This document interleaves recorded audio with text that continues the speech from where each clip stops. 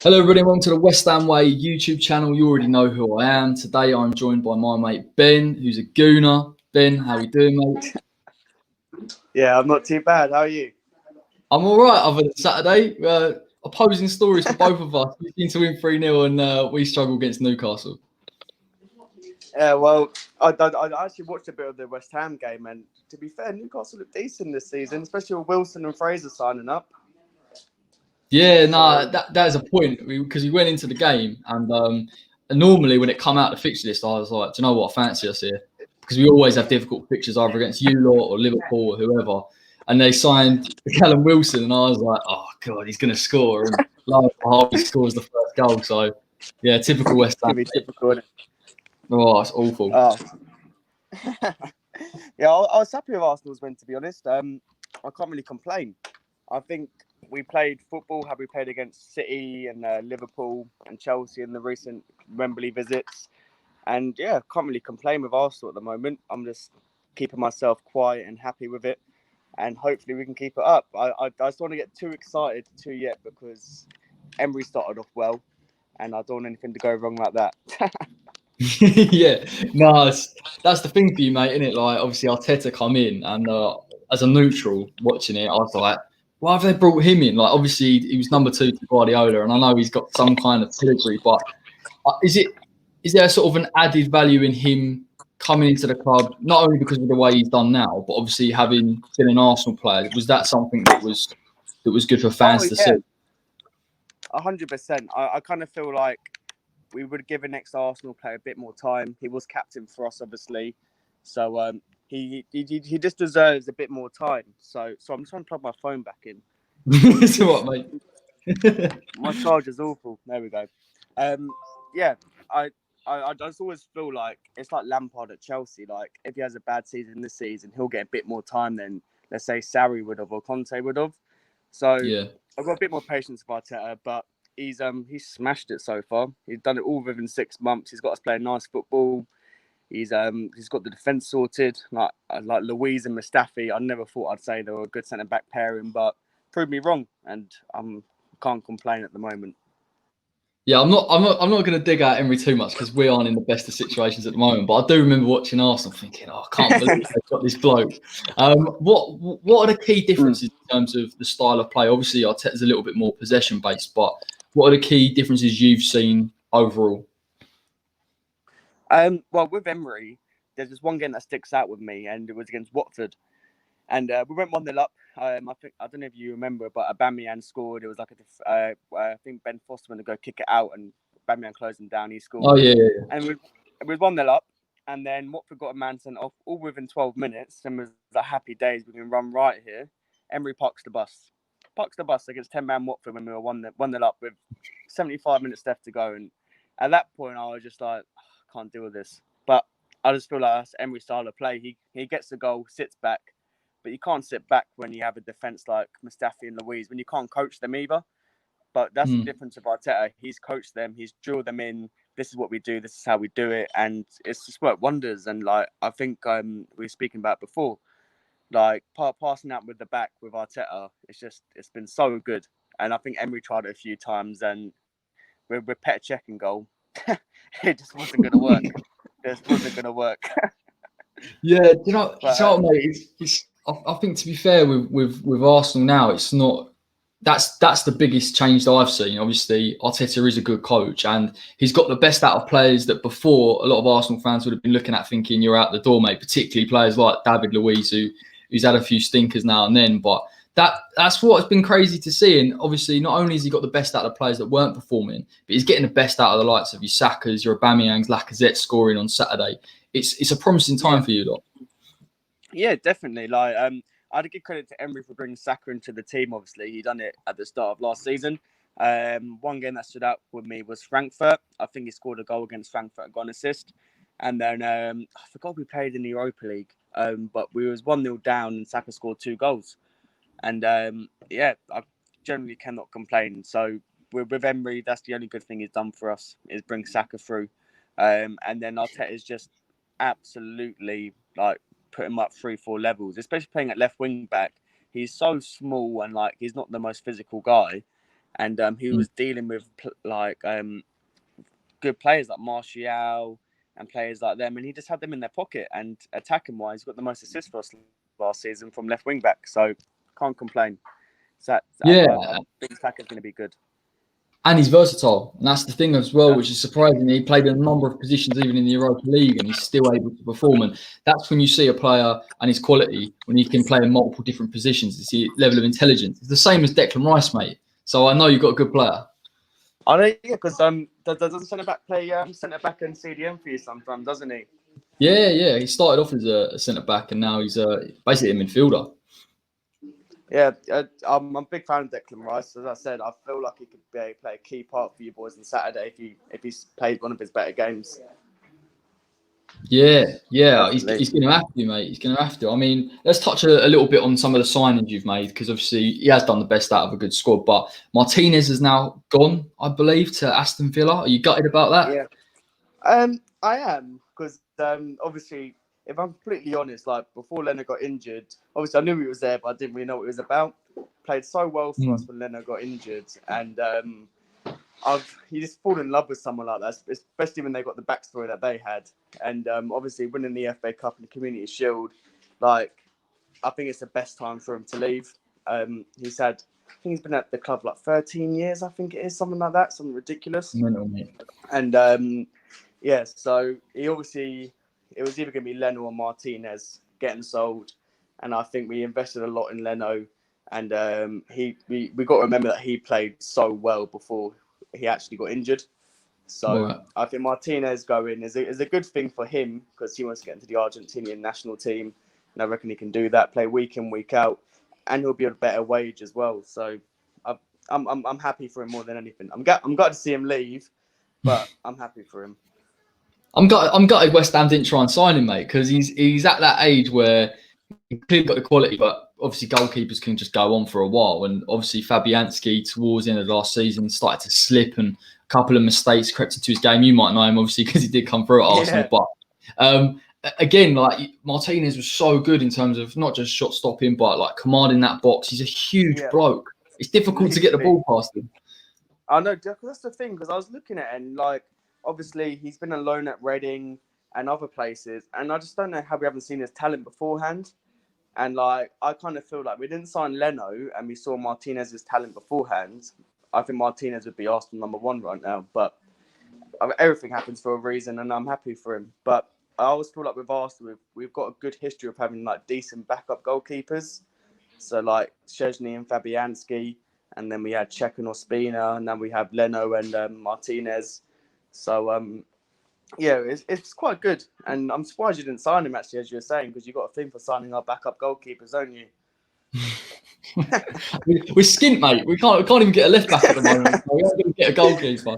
You signed a couple of other players as well. Obviously, Willian Gabriel came in. Ceballos, you've got another season on loan. Are you looking forward to seeing them this season? And do you reckon they'll push you on a bit more? Yeah, definitely. I think with Willian, or starting off with Willian, I think his Premier League experience is going to be vital for us going back in the top four. And I think we saw that on Saturday. I think there's just composure on the ball. He knows how to play in the Premier League. And like I think that's the difference with him and Pepe. So Pepe's first season, like he didn't do bad, Pepe, 16 goals and assists or 17 goals and assists I think he got. But I think Willian starting ahead of him will give Pepe that competition, and I think it will be good for Pepe, and it will be good for us overall, because we have got two, I wouldn't say world class, but two very, very good right wingers to have there. So I'm happy with Willian.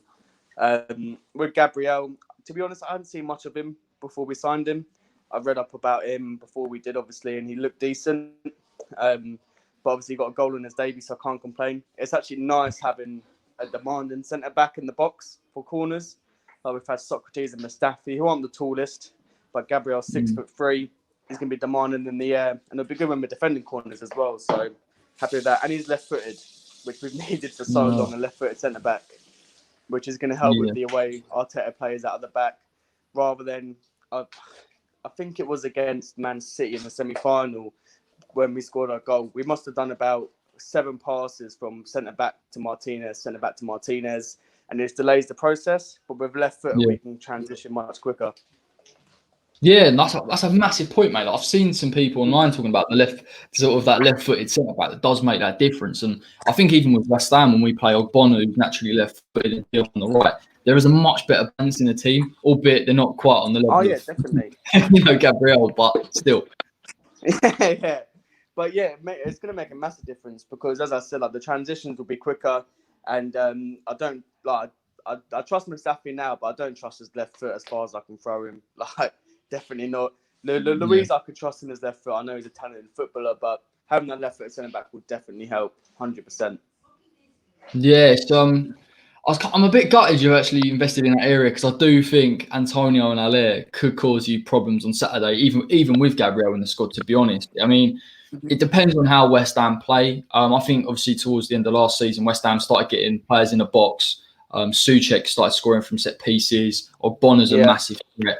That's how we beat Arsenal on Saturday. I'm a bit concerned now you've brought someone in that might be a bit more Yeah. competent in the air, and that changes it a I little can bit imagine. for us.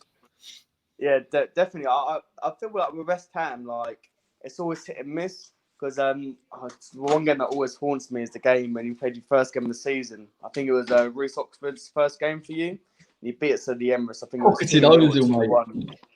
Oh mate, Ozil and never recovered, mate.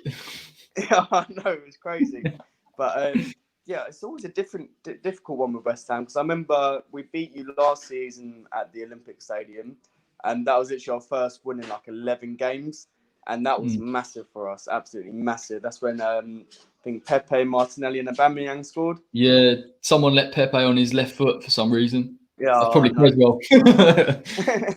And it was literally that was the first game we saw Pepe actually do what he can do, and I was happy Mm. with that. He assisted Aubameyang score that game as well.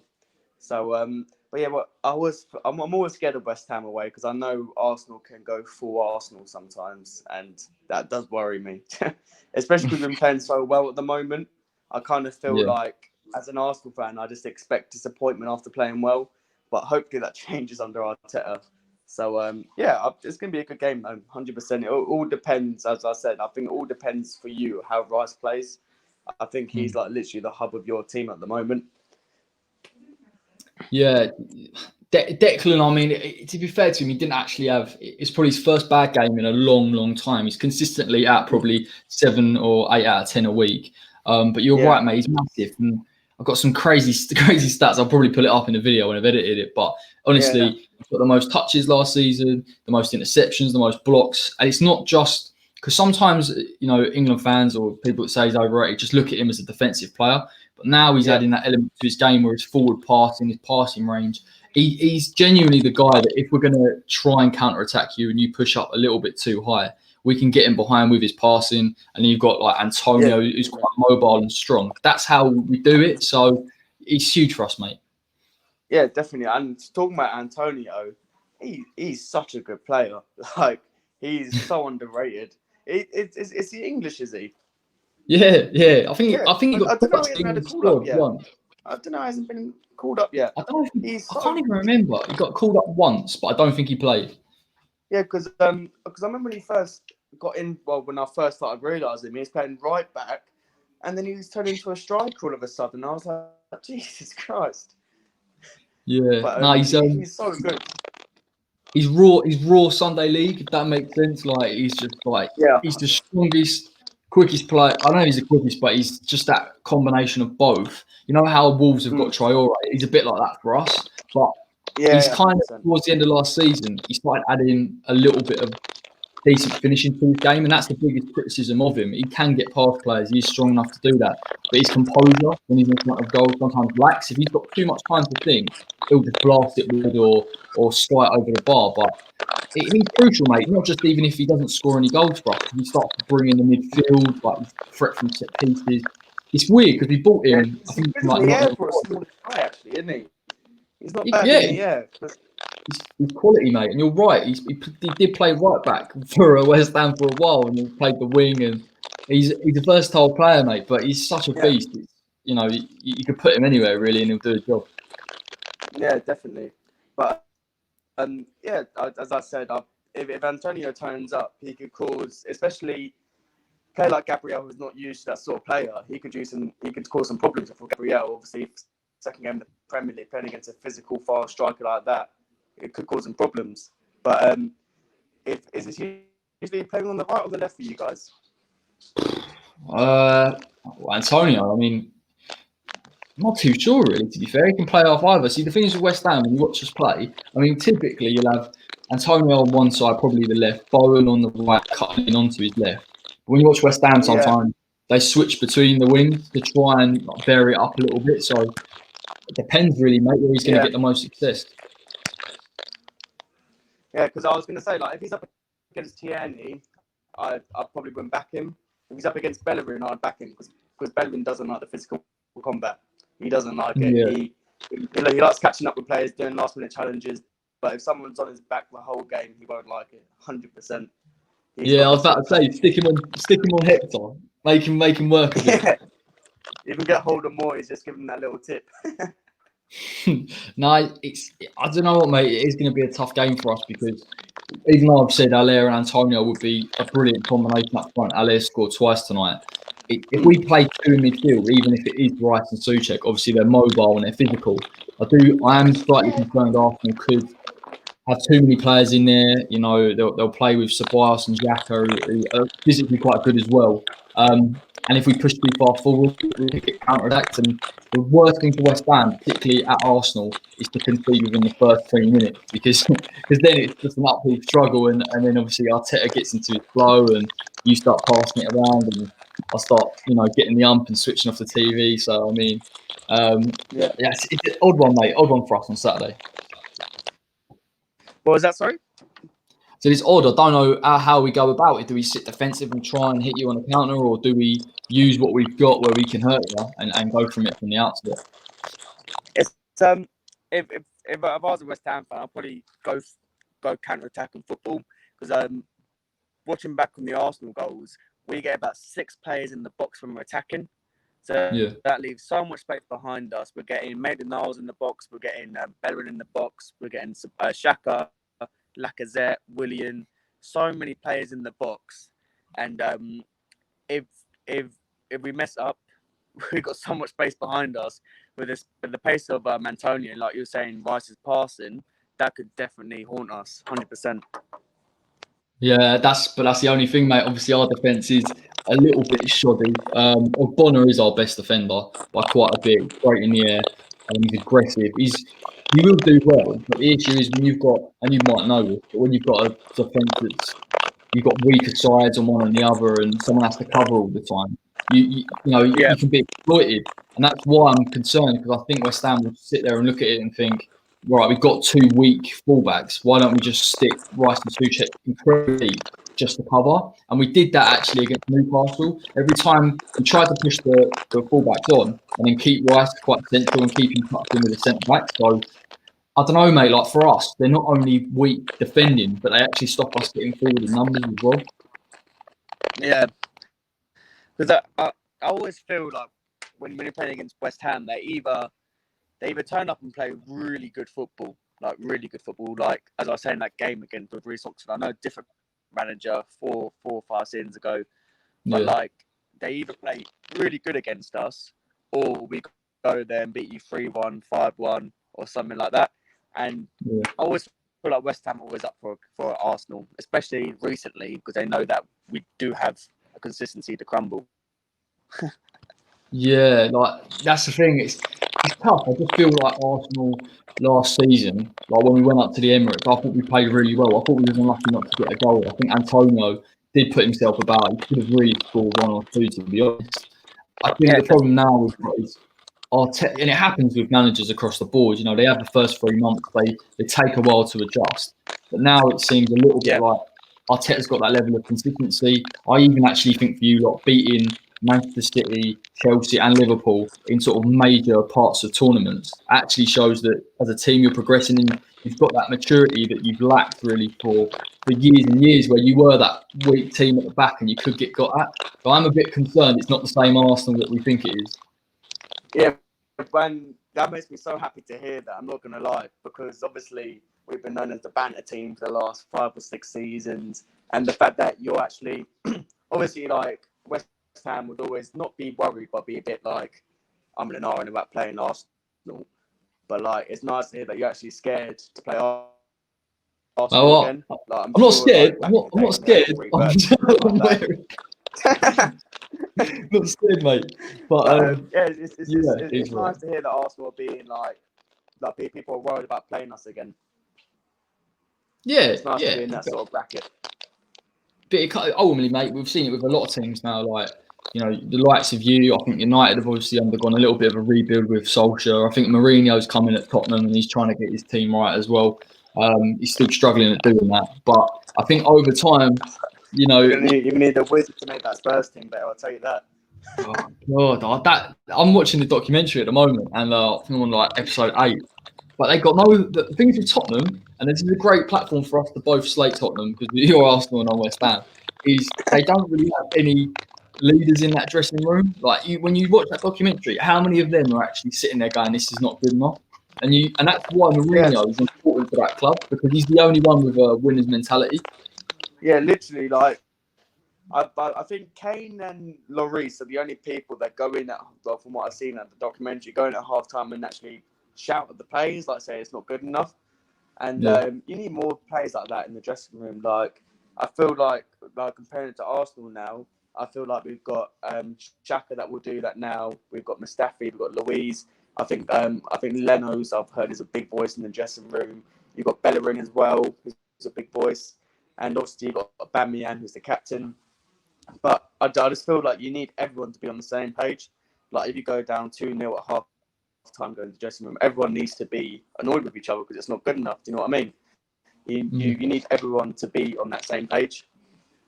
Yeah. No, I think that's a bit of an issue with West Ham though, because albeit we've got the likes of Mark Noble there, and I think Ocon is a massive part of it. Declan's a leader, even though he's like 21. You've got some players in there that I don't think naturally want to sort of pull their sleeves up and give it a go, and that's why I think West Ham. When you look at it, you've got Aller, Antonio, not Aller, like Anderson, Lanzini, great technical players. But Antonio, even though he's not technically as good, he'll roll his sleeves up. He gives his all every single week. And I think, unfortunately, for West Ham, where we moved to the stadium, we were going to progress as a club and have these technical players, a bit like Arsenal have now. When you get to that level, when you're at that sort of bottom half of the table, you need leaders and people that are just going to put a shift in. And that's how you stay up and that's how you keep your stability. Yeah, literally, like, looking at Arsenal's team, like, Xhaka, like, he's not the best player, but he's a natural leader. And, like, he helps other players around him. It's like Louise as well. Not the best player, but a natural leader. And he helps the players around him. And I think that's been a massive part of Arteta's philosophy. I think he's assigned, like, people in every position to lead that role. So, like, Louise controlling the back, Xhaka controlling the midfield, Aubameyang controlling the strikers. And I think it's helped. I think it's helped a lot. And in all honesty, I think that is something that West Ham are missing. Like, up top, obviously, you've got Antonio and Haller. But, like, as you said, they're just not the most natural leaders. Yeah, no, he definitely needs that. I mean, sort of. Let's look at Arsenal in terms of this season. Where I think I put you fifth in my predictions. Do you think you can? Do you think you can do that, or do you think you can genuinely push for Champions League? It's a tough one to say because obviously I'm a bit biased towards Arsenal. So, but I generally think if we can play how we've been playing in the Wembley visits against Fulham on a Saturday, there's no reason why we can't get top four. I think it all depends on how well the Chelsea signings settle in. If they're settling well, they're going to be cruising. And I personally reckon Liverpool are going to drop off the season. So I think Chelsea will be first or second. Really? Yeah, but saying that, I think City will probably push for the title a bit more than Chelsea. But I think Chelsea will be up there if their signings kick in. I just feel because Liverpool haven't made no signings, I just feel like they're slowly going to die out. They've got no squad depth. If they get a major injury, they're absolutely screwed.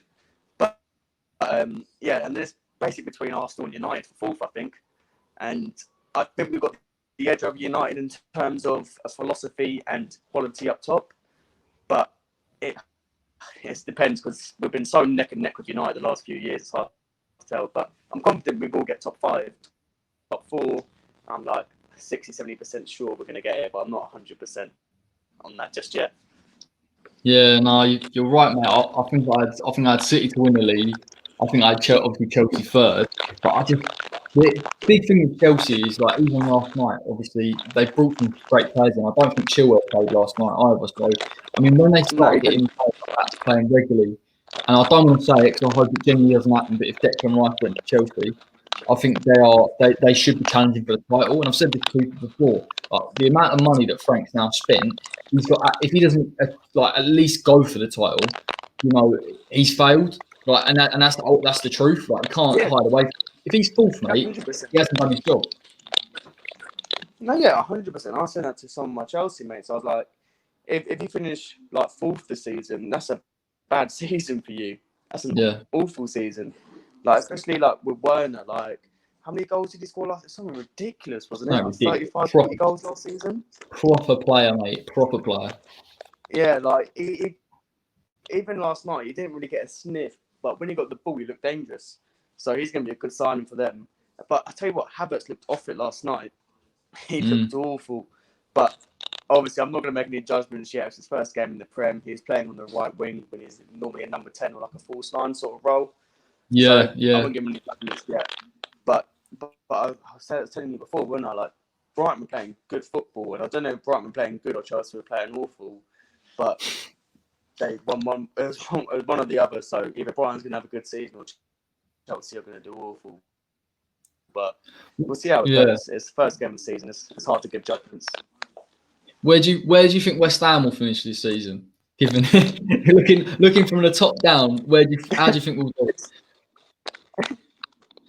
It's a tough one, to be honest, because like we were saying, like Crystal Palace have made a few good signings. Brighton are playing well.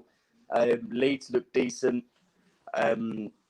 Obviously, Sheffield United had a strong season last season. Everton look strong.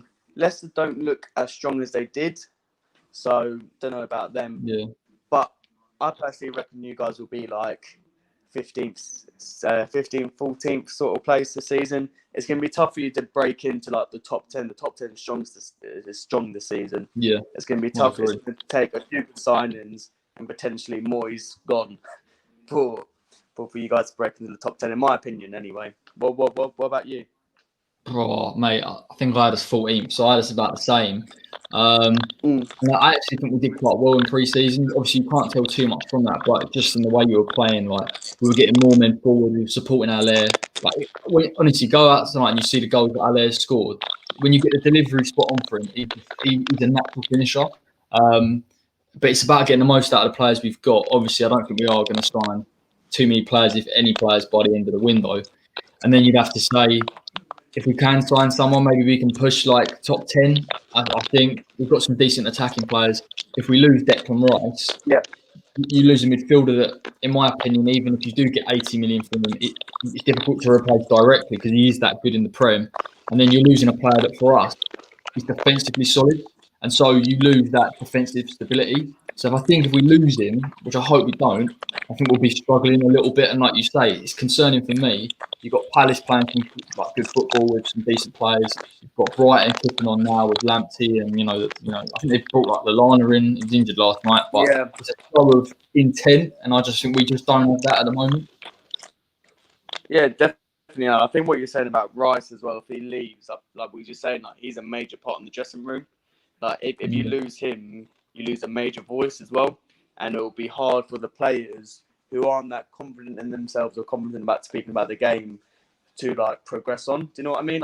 Just like the younger players, like they'll find it hard without a voice like Rice's. Yeah, mate, it's mental. Like I think against Newcastle, he reached 100 appearances for West Ham in the Premier League. Yeah, and it's like he's the youngest West Ham player to do that. And you look at his record as well. I won't wax Liverpool too much. The people that watch it know his quality, but for the people outside that don't understand it, he's played, I think it was 38 games last season. He's missed like one game in 3 seasons. I mean, a bloke is immense. Yeah, top player, mate. But so, I mean, keep hold of him, and I think we've got a decent chance of just stabilising this season. But I think the thing with Declan is we know he's going to go. Like, if we can keep hold of him, spend for the right money and reinvest that right, we can do the best we can with the situation. Like I think top clubs like Leicester, when they lose like Chilwell or they lose like Mahrez, they reinvest well. And I think we need a little bit of that for us to kick on. Yeah, 100%. Because that's the thing. I feel like you are going to need to sell him at some point to get the money in to reinvest it, and it's and I think that's the thing that I was looking at for Arsenal. So like when Wenger first left, I wanted like constant, like instant improvement, but it's all a process. So like if you sell Rice, like invest the money maybe in some talent in the Premier League, so they're Premier League proven, and just like slowly and slowly just build your way back up. And I think that's what Arsenal had to do. And like we're signing Chelsea players for free, like experienced players, and it just helps. Like I remember when we signed Lacazette with Wenger, and I was like, fine, we need a striker for so long, but then you don't realise the other issues that are going on. Like you don't have a leader in the team. Like obviously the defence was awful, but yeah, it's crazy. Like selling one player can help you massively, but it will give you a crap season for the first season, 100%. Oh, don't. I'm just dreading thinking about it because apparently Noble might retire at the end of this season. I hope if he does, you lose Noble and Rice. For us, it's just huge, mate. It's like two massive parts of that dressing room as well. Yeah, literally. How long has he been at West Ham for? Must be years, surely. Mate, he's 500 appearances for West Ham. Over at the moment. That's mental. Yeah, I know, it's a lot. That's crazy. It's a lot. Did he come to the West Ham Academy, did he? Yeah, like, yes. Well, the thing is, I was thinking about it the other day. Like, I've watched, in the whole time I've watched West Ham, Noble's been a West Ham player. So I've never not known a West Ham team without Mark Noble in it, which is nuts. Yeah, literally. And that was literally me. So when Arsenal came in '96, that's when I was born. And like, obviously throughout my whole life, I just knew Arsenal football, Arsenal, like everything about it. And when he left, like I was so close to crying. I was like, "That's my Arsenal gone, like it's completely over." Because it was literally the only thing I knew. Literally just playing the Arsenal way, and now he's gone. Well, when he went, I was so heartbroken, but I'll come to grips with it eventually. That's the tough thing for us, mate. Like, obviously, we're not the same club. We're definitely not the same club that I started supporting. Obviously, now we moved and we've lost a lot of what West Ham's about. Noble is that link for us. Like he's that guy that he's the last kind of proper West Ham fan. We relate to him back at the bowling ground. So when he retires, it's a sad day, not just because he's leaving, but because we look at it a bit like we've lost that guy that represents us. That's why his tweet was close the other night. Yeah, because literally, like he's literally your last link to Upton Park, isn't he? Literally your last link. Yeah. Like that's awful, mental. I still can't believe the boys moved to the Olympic Stadium. That even that upsets me. Like it's crazy. Like I've seen videos on Facebook about like the local fish and chip and the local pie shops and stuff like that, saying like they're completely dead now. Like they've been at West Ham for however long, and mate, it breaks my heart. It's quite upsetting.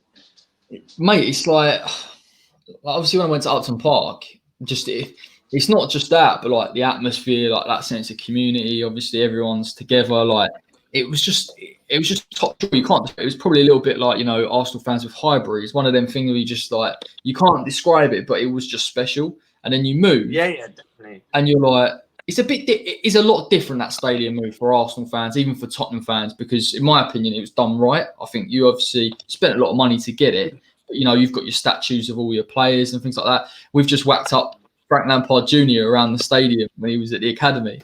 I'm like, no, don't do that. So it's not. It's mental, isn't it? But saying that when you're saying that we moved at the right time, it's so similar with Arsenal and Spurs. So we both moved after we lost the Champions League final.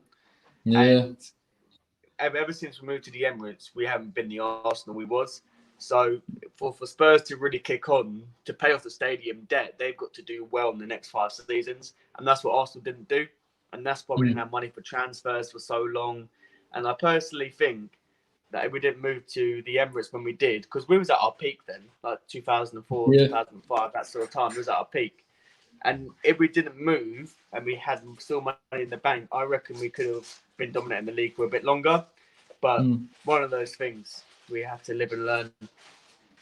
Yeah, no, it's a tough one, mate. So come on, Saturday. What's your prediction, mate? Give us your score. Keep it sensible. I'm gonna go for 4-1 Arsenal. Oh, come on, mate. And the only reason I say that is because we beat you 3-1 last season when Nürnberg was in charge. We're playing so much better underneath Arteta now. We had a good start to the season. You had a bad start. I feel like we're going to score a few goals, but I do feel like with the threat of Antonio, like we were saying, I think he will nick one. But I am confident we are going to win. What about you? If I put my hopeful hat on, I'll say maybe we can nick a 2-1 because, like we've said, it's typical West Ham to do that kind of maybe 2 late goals, a couple of set pieces if we can pull it off. We've got the players to do it, to shock you, but if we're looking at, and we don't get those set pieces, I'd have to say probably 3-1 Arsenal. But I can see West Ham scoring. I just don't think. Yeah, definitely. I can definitely see West Ham scoring. Like, as we were saying, like with set pieces, especially, like obviously we've got Gabriel, and now he's a bit taller, but like set pieces will always be one of our downfalls until we can probably drill it into our team. Definitely. Yeah. No. 100%. Not a lot of hope for me on Saturday, mate. Let's just get it over and done with. And I can move on. I'm excited about it though. I always enjoy the West Ham games. So they're usually high scoring, to be honest, didn't they? They are usually high scoring games. For you, lot. Not for us. No, I still got nightmares of Alexis Sanchez at London Stadium, mate. To be honest. Mate, don't. I was actually thinking about that earlier because he's got a hat trick, didn't he? And he done a little step over, then chip over. Who was in goal for you that game? Was it Randolph or was it Fabianski? I reckon it was either Adrian or it was Randolph. It was one of the two because I think Fabi weren't in now. So it was like, But I remember it. Adrian, actually. I see your yellow shirt and I can just see Sanchez like etched in my mind. It's horrible, mate. No. If you boys do score, who you backing to score? Do you know what? I'm going to say, I reckon Allaire could score, I think he scored tonight. I think if Moyes is sensible, he brings him in just because he's in a higher confidence. And I think if we play to his strengths, which we don't do because we're so scared of getting too far forward and supporting him, but if we can do that, and he's on form, I think he can score a goal. I think if he gets a goal, we can cause you some issues, at least panic you a little bit. Because West Ham have got history, in fairness. Like when we went up to Anfield, we scored those goals. We can get goals away from home. We can shock teams. You would just hope that definitely. On that day we just go and we pull something out of the bag. Yeah, well, it's like typical Arsenal, West Ham, isn't it? Like we'll win against a big team and then we'll play against someone like I don't know, where West Brom the week after and get battered 3-0. Like it's one of those things. So we'll see how it goes, but I am confident we're going to get the win. I think with Arteta, he's got that winning mentality back in Arsenal, and obviously we got off to a winning start. So hopefully we get the win, but it will be a good game. I think it'll be closer than I think. Yeah, no, I think it will. I think like even if the scoreline isn't, I think West Ham just get up for those London derbies and the big teams. And listen, if we give it a good go, as a West Ham fan, sometimes that's all you can ask us to just put in a good shift and start to test you a little bit. Yeah, well, that's the thing. I think the game's going to be won on set pieces and if Rice turns up, 100%. And wasn't it Rice that nicked the header last year? Cool. That one header, mate, was a beautiful shot. It was gorgeous. First goal in the Premier League. It was lovely. Yeah, it was a good goal, to be fair. It was a good goal. Now, Sammy and Nasri with the assist, mate. Come back to haunt you. Yeah, I know. We wouldn't surprise me, mate. It'd be typical Arsenal. Listen, mate. Pleasure getting you on. I proper enjoyed that. It's quite hard to talk about both the teams. Yeah, we'll see what happens on Saturday. Whether you're celebrating or not. But obviously, the offer's there. You're welcome to come on the Extra Time show. It'd be good to have you on. Whether you win or I win, and I can gloat a bit. But I'll have to part with it. It will depend on the result. Yeah, exactly. Yeah. Otherwise, I'm just on the bed. But yeah, it's been a pleasure. Thanks for having me, mate. No worries, mate. We're gonna have to do it again when you come to the London Stadium, albeit at the moment. 100%. Brilliant. Right, cheers, Ben. No, thanks, have mate. a good one, Corey. Yeah, cheers everyone. Thanks for watching this. And until next time, take care.